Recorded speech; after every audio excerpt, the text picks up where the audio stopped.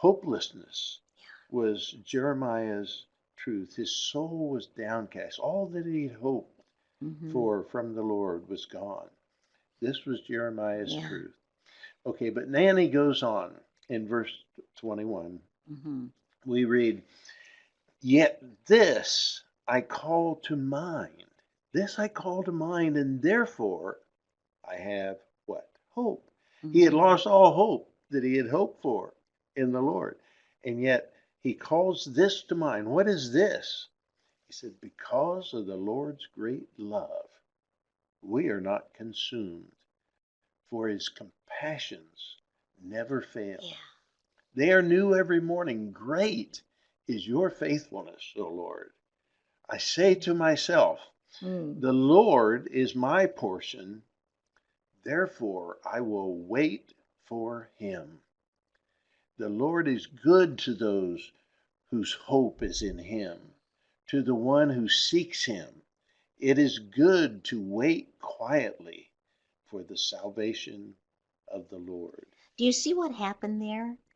Jeremiah stopped choosing to look at his truth, the devastation, the sadness, the pain, just everything being so bad, and him being treated so bad, and knowing what was going to happen to Judah. And he chose to stop concentrating and focusing on that truth and start focusing on God's truth.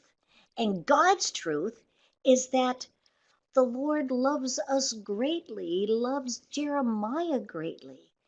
His compassions never fail, they're new every morning. That was God's truth. God's truth was, Jeremiah, I am with you. I'm taking care of you. That's the truth. You see, God's truth is the real truth. God's truth is the real truth. Our truth, that's just perspective.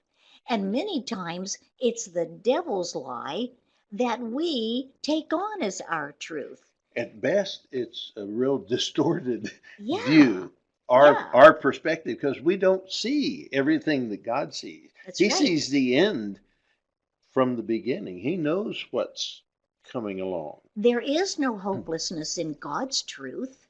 There's only hope in God's truth because He is with us and He knows what's coming next. He knows what's around the corner. And so Jeremiah actually gave himself a good talking to, didn't he? He just gave himself a good talking to and started telling himself God's truth instead of his truth. And where is God's truth? Where can we, anytime we want to do it, go to God's truth and get His Yeah, perspective, the Scriptures, His absolutely. holy Word.